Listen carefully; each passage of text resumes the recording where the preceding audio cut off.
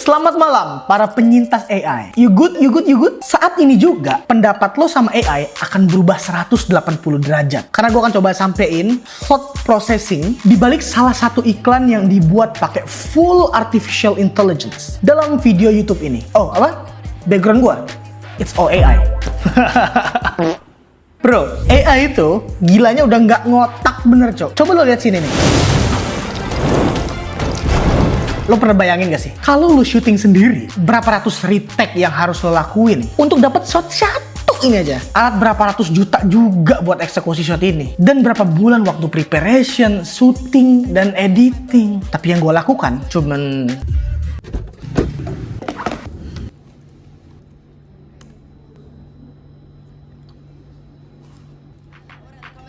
Tenang. Lo jangan panik dulu ya. Lo jangan langsung pengen mikir kayak, aduh, pengen resign aja jadi filmmaker, videographer, atau editing. Karena selama lo subscribe channel ini, gue akan bantu lo kenalan pelan-pelan sama artificial intelligence. Biar lo tuh gak jadi bagian dari orang-orang yang kena dampak negatifnya daripada AI gitu loh. Karena terlalu banyak dampak positif sehingga lo gak perlu fokus ke dampak negatifnya.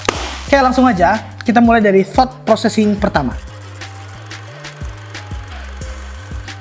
Sebenarnya idenya itu muncul ya, itu cukup sederhana sih. Kita mau di tahap brainstorm ini, itu harus mikir liar seliar-liarnya. Karena ini AI, we can do anything that impossible to be possible, ya kan? So gue pengen dia kayak mikir segila-gilanya gila. Terus dia dengan sederhananya bilang kayak, gimana kalau misalnya Squid Game aja, karena bentar lagi kan bakal tayang Squid Game tuh, dan kita mau ngincer momen viralnya itu kan. Dan dia mau kalau misalnya pesertanya itu diubah jadi ayam, dan ayam itu kayak tarik tambang dan main-main game Squid Game lah. Damn bro, I was like, bisa gak ya gitu. Dan akhirnya dari sana gue kembangin ide ini gimana caranya biar bisa masuk ladasnya gitu. So I have an idea bahwasanya kayaknya mainnya Squid Game yang red light green light aja deh, dan nanti ayam yang menang adalah ayam pilihan, ayam juara yang nantinya kita bakal kasih ke customer daripada ladas gitu. Dan hasilnya ketemulah 3 scene ya. Scene pertama adalah Squid Game, scene kedua adalah pemenang ayam ini kita masak, dan scene ketiga adalah penyajian daripada ayam pilihan ini kepada para VIP daripada Squid Game gitu ya. Di situ gue nggak ngelakuin script writing ya, karena memang ini jangan dicontoh karena gue udah lama di industri ini, so semua udah terjadi di kepala gue dan semua udah kebayang di gue gitu loh, shot-shotnya di kepala gue gitu. Tapi gue utarakan semua itu kepada Naira. Itu adalah ChatGPT gue, namanya Naira. Tadinya sebenarnya Yanto ya, tapi gue ganti deh karena aneh banget Yanto nih.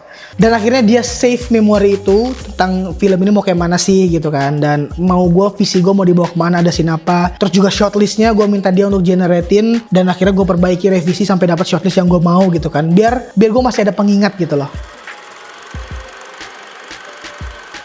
Di tahap ini, gue tuh nyiapin banyak AI, entah subscription-nya, entah aksesnya gitu untuk bisa ngeksekusi ini punya iklan. Terus gue juga mikirin gue butuh berapa orang untuk eksekusi ini, dan butuh alat apa aja, apakah MacBook aja cukup. Dan turns out, gue pengen make VO3 aja lah. Karena sebelum dari iklan Ladas ini, gue tuh sempat buat very short movie, itu menggunakan full VO3 dan hasilnya...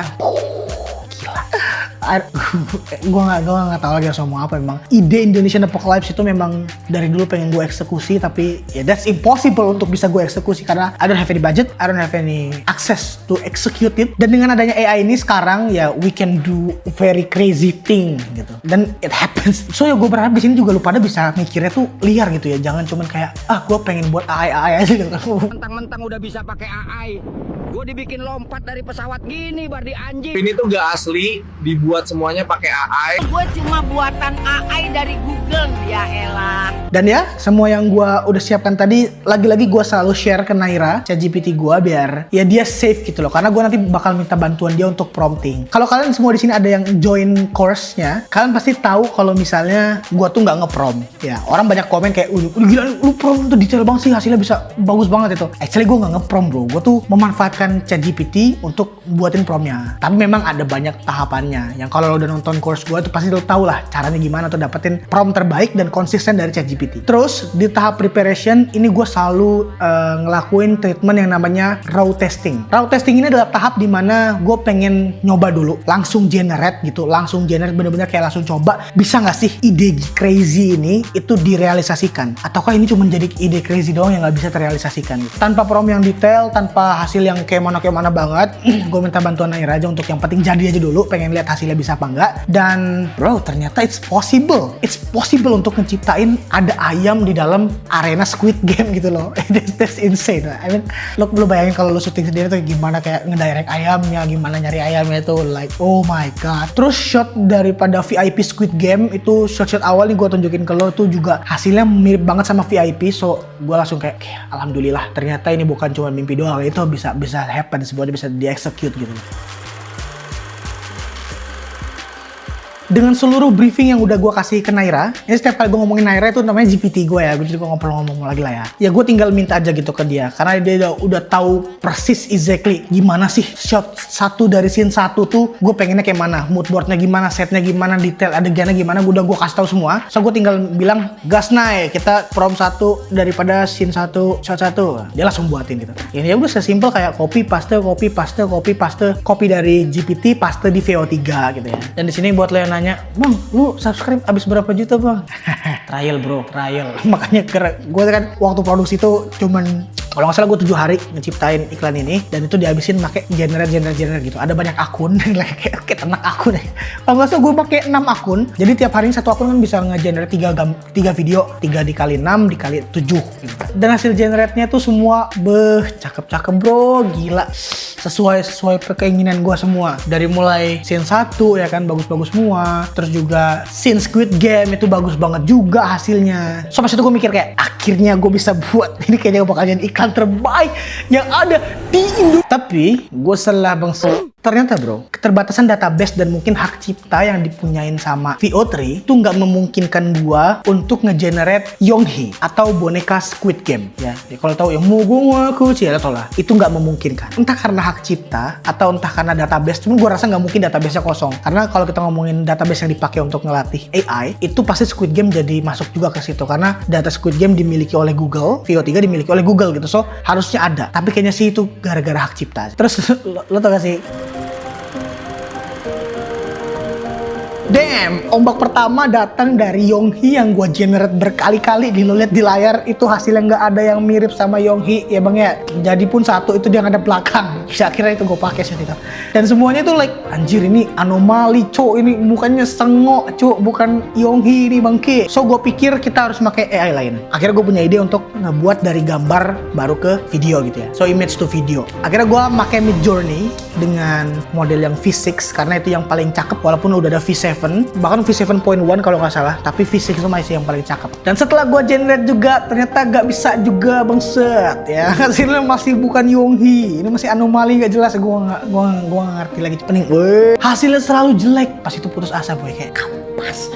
Ini adalah icon yang paling penting daripada Squid Game, tapi nggak bisa tergenerate. Gue kayak anjay gitu ya. Terus badai kedua itu datang dari gue pengen ngegenerate ayam di kitchen, gambar di Midjourney ya. Bener-bener ayam doang nih, duduk di talenan, terus ada kepalanya ya. Gue pengennya sederhana itu doang. Dan setelah gue generate berkali-kali, coba hasilnya apa? Kepalanya masih hidup. Lo lihat sendiri di gambar, kepalanya masih hidup, sedangkan badannya udah mati. Itu kan gimana ini orang mikirnya nih si AI ini gimana gitu loh. Hasilnya nggak dapet. Tapi di situ akhirnya gue balik lagi ke VO3 karena hasilnya nggak dapet terus, gagal terus ngegenerate, dan yaudah kita balik aja ke VO3 gitu. Dan ngomongin soal shot yang makanan, yang food ya, itu semua gue generate menggunakan Midjourney. Kenapa? Karena gue pengen gambar tuh yang rich, detail, dan tajam. Karena kalau kita ngandelin VO3 ya, itu tuh hasilnya tidak setajam itu. Walaupun dia bagus gerakannya, movementnya kayak wih bagus banget, tapi gambarnya itu tidak rich gitu loh. Lebih baik gue generate dulu di Midjourney, baru gue gerakin gitu loh menggunakan Kling AI ya. Gue di situ pakai Kling 2.1 ya, di free pick, nggak dari Kling AI-nya sendiri, jadi lebih murah price-nya. So iklan ini bisa dibilang iklan yang harusnya ngabisin puluhan mungkin ratusan juta, tapi cuman ngabisin $20 atau sekitar ya 320.000. Itu jauh banget kan.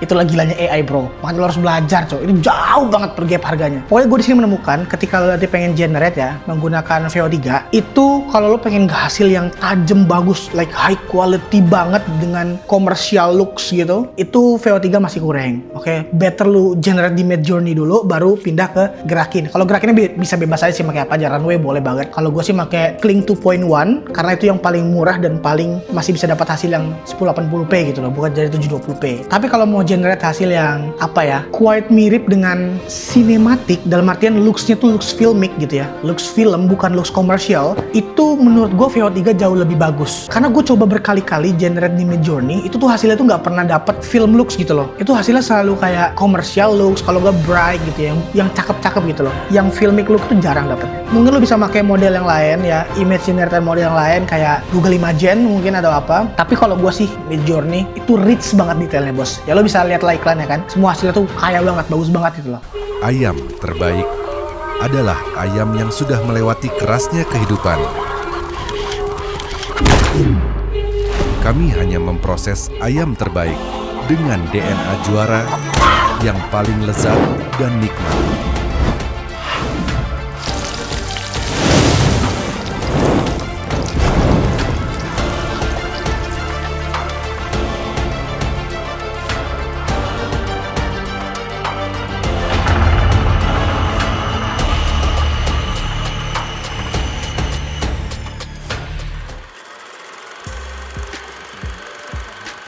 Untuk editing proses ini nggak pakai teknik-teknik yang rumit ya, it's only idea aja gimana kita nge-collabin antar shotnya jadi lebih cakep. Gue cuma pakai speed ramping, terus juga gue pakai ya cuman cutting aja, zooming dan sound design, and voila, hasilnya jadi cuman dalam waktu 7 hari dengan budget 320.000. Dan tahap yang paling penting, ini adalah tahap dimana kita sebagai seniman itu selalu merasa bahwa kita ini dihargai, bahwa kita ini merasa jir, surga cu gitu. Itu sangat wah gitu. Itu bukan tentang bayarannya. Bayaran itu penting lah ya, kita kan namanya juga hidup butuh duit gitu buat makan ya kan. Tapi ngeliat orang-orang ngapresiasi karya kita, ngeliat orang-orang happy dengan hasil yang kita buat, ngeliat orang-orang juga bangga dengan AI yang kita buat, atau karya yang kita buat gitu kan, itu another level of happiness man.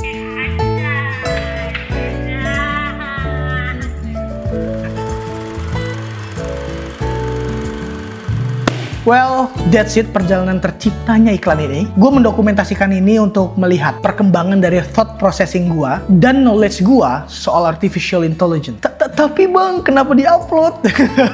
Ya tentunya biar kalian juga bisa lihat gimana sebuah karya bisa tercipta, bukan dari teknisnya, tapi dari thought processingnya. Biar kalian juga bisa hasilin karya yang serupa. Tapi kalau lo mau tahu precise soal teknisnya, itu gue selalu share dan selalu update di course AI for Industry Creative. Buat kalian yang udah join tuh pasti tahu banget lah ya. Karena itu kayak kelas online yang isi materinya tuh selalu gue update berdasarkan perkembangan AI dan apa yang lagi gue kerjakan gitu loh. Misalnya gue lagi nyiptain karya baru nih atau ada kerjaan yang pakai AI gitu, gue pasti share thought processing dan teknisnya di sana, so orang-orang yang di sana bisa tahu gitu loh. Apa aja sih kungfu yang terjadi di penciptaan iklan ini dan gimana sih cara ngeksekusinya gitu. Kalau lu pengen ikutan, silakan aja ke deskripsi, di situ mungkin ada linknya. Bukan nggak mungkin kalau suatu saat harganya nanti bakal belasan juta, udah kayak Akademi Kripto ya. Tapi mumpung sekarang masih nggak nyampe sejuta, bahkan nggak nyampe 300.000, let's go. Karena ini akses bukan setahun tapi permanen. Gua Fikri Fox, penyintas AI juga. Assalamualaikum. It's a wrap.